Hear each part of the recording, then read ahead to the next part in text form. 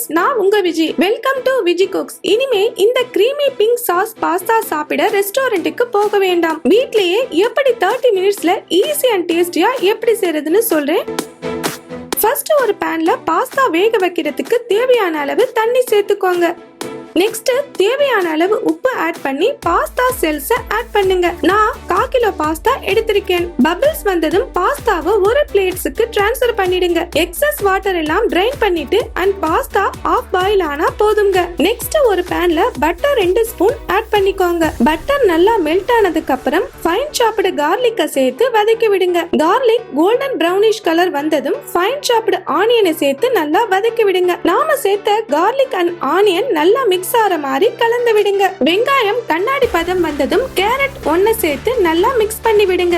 Next green capsicum and red capsicum ரெண்டையும் சேர்த்து நல்லா வதக்கி விடுங்க. நாம இந்த மாதிரி நல்ல கலர்ஃபுல்லான வெஜிடபிள்ஸ் எல்லாம் சேர்க்கிறதுனால கிட்ஸ் ரொம்பவே விரும்பி கேட்டு வாங்கி சாப்பிடுவாங்க. நெக்ஸ்ட் இந்த பாஸ்தாவை இன்னும் ஹெல்த்தியாக்க பாயில்டு ஸ்வீட் கார்ன் கொஞ்சம் சேர்க்கிறேங்க. நாம சேர்த்த எல்லா வெஜிடபிள்ஸும் நல்லா மிக்ஸ் பண்ணி வதக்கி விடுங்க. சோ தட் பாஸ்தாவோட சாப்பிடும்போது ரா ஃபிளேவர் வராது. நெக்ஸ்ட் தேவையான அளவு உப்பு சேர்த்துக்கோங்க. Chilli powder 1 spoon, garam masala 1/2 spoon சேர்த்து கலந்து விடுங்க. வெஜிடபிள்ஸ் வேகிறதுக்கு தண்ணி கொஞ்சம் ஆட் பண்ணுங்க.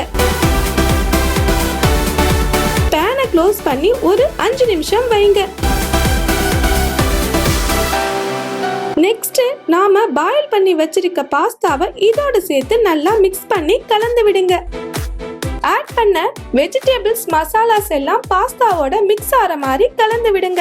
நான் காரத்துக்காக 1 ஸ்பூன் சில்லி பவுடரை ஆட் பண்ணிருக்கேங்க. உங்களுக்கு சில்லி பவுடர் வேண்டாம்னா ரெட் சில்லி சாஸ் கூட ஆட் பண்ணிக்கலாம். தேவையான அளவு உப்பு சேர்த்துக்கோங்க.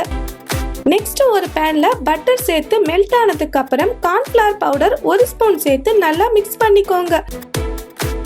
ஒரு கப்ல பால் கொஞ்சம் கொஞ்சமா சேர்த்து கட்டி இல்லாம நல்லா கலந்து விடுங்க. நெக்ஸ்ட் 1 ஸ்பூன் பெப்பர் பவுடரை ஆட் பண்ணி பாலோட நல்லா கலந்து விடுங்க. நெக்ஸ்ட் சில்லி ஃபிளேக்ஸ் 1 ஸ்பூன் சேர்த்து அதையும் நல்லா மிக்ஸ் பண்ணுங்க. பால் நல்லா திக் கன்சிஸ்டன்சி வந்ததும் நாம செஞ்சு வச்சிருக்க பாஸ்தாவை இதோட சேர்த்து நல்லா கலந்து விடுங்க. பாஸ்தா சாஸோட நல்லா மிக்ஸ் ஆகட்டும். ஸ்டவ்வை மீடியம் ஃப்ளேம்ல வச்சு கலந்து விடுங்க. இந்த பிங்க் சாஸ் பாஸ்தாவை இன்னும் கிரீமி ஆக்குறதுக்கு 2 ஸ்லைஸ் சீஸ் இதோட சேர்க்கிறேங்க.